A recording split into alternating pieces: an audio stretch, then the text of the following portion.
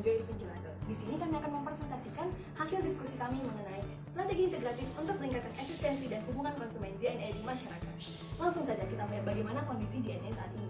Saat ini tersebar di 6.000 lokasi dengan 40.000 lebih pekerja. Nah, 150 lokasi JNE saat ini sudah terintegrasi secara online di era digital saat ini. Nah, apa yang kami lakukan di sini adalah berusaha membuat strategi jangka pendek dan menengah yang pada akhirnya akan berimpact dan memberikan dampak positif bagi eksistensi JNE nantinya. Langsung saja untuk mendefinisikan masalahnya, kami menggunakan SIK Framework. Bagaimana situasinya? Seperti yang telah diutarakan sebelumnya, saat ini JNE sudah cukup mempunyai eksistensi yang cukup baik di tengah masyarakat dengan market share sebesar 49,9% di Indonesia. Angka yang cukup tinggi. Namun masalahnya adalah banyaknya new entrants yang datang ke industri serupa dengan JNE dan adanya ketidaksempurnaan dari JNE sendiri yang pada akhirnya membuat ini menjadi ancaman bagi JNE sendiri. Dan key question-nya di sini adalah apa yang perlu dilakukan JNE untuk mempertahankan posisinya, strategi bisnis apa yang perlu diimplementasikan, dan bagaimana cara JNE mempertahankan hubungan dengan pelanggannya sehingga JNE tetap bisa mempertahankan eksistensinya di industri logistik. Langsung saja, ini adalah customer journey map apa yang dirasakan oleh pelanggan atau user ketika menggunakan JNE sendiri. Nah, dari interview yang kami lakukan dan wawancara yang kami lakukan sebagai market validation, kami mendapat ada 2 poin yang menjadi aktivitas mempunyai pain points yang tertinggi, di mana ada 2 yaitu membawa ke cabang JNE dan ketika barang sampai ke penerima. Membawa barang ke cabang JNE, pain points-nya adalah banyak sekali orang yang malas mengantar ke cabang JNE, dan pada saat sampai ke penerima, seringkali barang yang sampai ke tangan penerima itu tidak sesuai dengan apa yang mereka harapkan. Nah, oleh karena itu terdapat gap antara current condition dan ideal condition. Nah, di mana gapnya ini adalah pelanggan kurang merasa mudah karena harus mengantarkan barang dari dia sendiri ke cabang JNE terdekat. Dan selanjutnya itu pain points-nya selanjutnya di mana ada gap antara lain adalah kepastian waktu pengiriman barang yang belum tersedia. Sehingga dari gap ini kami menciptakan solusi, yaitu strategi konsen yang akan dijelaskan oleh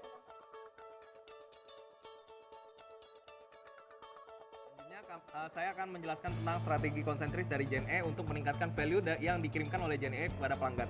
Nah, strategi konsentris mempunyai beberapa strategi. Yang pertama adalah optimasi kualitas pelayanan JNE on public yang terdiri atas direct pickup, di mana JNE dapat memberikan layanan jemput antar paket langsung ke rumah pelanggan jika pelanggan berlangganan ke JNE, sehingga dapat memudahkan pelanggan dari segi carrying yang dapat bersaing dengan kompetitor baru seperti GoSend dan juga Grab Express. Yang kedua adalah trackability optimization yang memungkinkan pelanggan untuk mengetahui posisi barangnya secara real time pada map saat barang dikirimkan dari pos yang terdekat ke rumah pelanggan, sehingga pelanggan mempunyai kepastian dan juga dapat memperkirakan waktu sampai dari paket tersebut. Selanjutnya adalah massive information and care. Diperlukan untuk mengoptimalisasi pelayanan JNE dan juga meningkatkan hubungan dengan customer.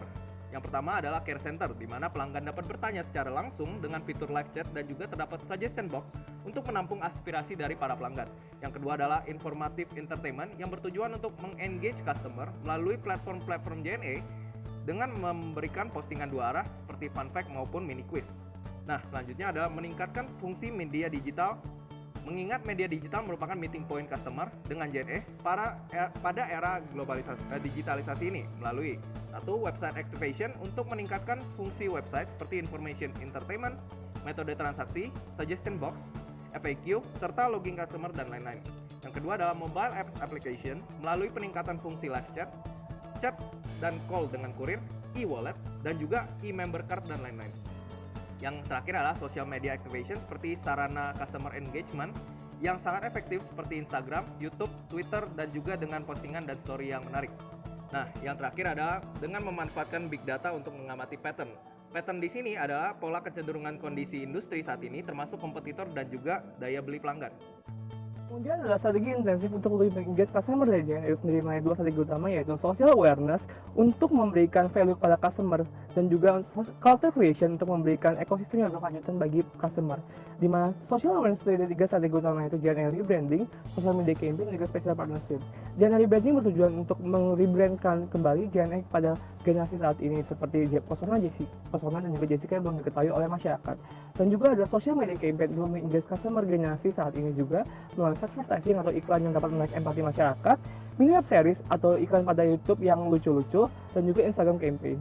Dan yang ketiga adalah special partnerships dengan social media atau e-commerce seperti Shopee dan juga Tokopedia pada saat acara ulang tahun maupun CSR dari e-commerce itu sendiri.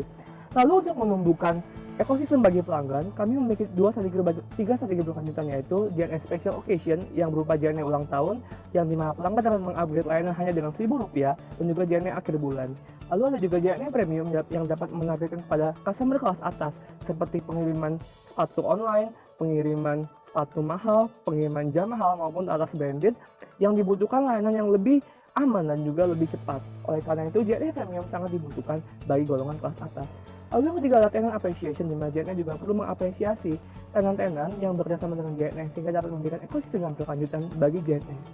Lalu selanjutnya adalah strategi inovatif untuk memberikan apa yang dibutuhkan oleh pelanggan secara lebih, di mana terdiri dari dua strategi utama, yaitu mengakuisisi perusahaan transportasi online kecil seperti Maxim, Teknojack, Readyjack yang dapat mengaktifasi layanan baru JNE, yaitu JNE Instan, di mana barang diantar dan dijemput oleh kurir yang sama pada waktu tertentu. Dan juga adalah customer loyalty package, di mana memberikan subscription atau program bagi para customer, di mana misalkan bayar 500.000 dapat mendapat 25 kali pengiriman secara gratis sehingga dapat memberikan future income bagi JNE. Kami juga melihat bahwa strategi ini perlu diimplementasikan secara berkelanjutan sehingga kami memberikan timeline sebagai berikut. Dan juga kami menganalisis dari segi risiko bahwa ada risiko yang kemudian muncul dari strategi yang kami usulkan. Tapi kami juga menganalisis dari segi finansial yang dapat memberikan kelayakan usaha bagi JNE itu sendiri. Kami percaya bahwa JNE dapat meningkatkan layanan kepada masyarakat dengan lebih lagi dan juga memberikan value kepada masyarakat sehingga JNE dapat menjadi suatu layanan logistik yang terpercaya, aman, dan juga menyenangkan bagi para pelanggan. Terima kasih.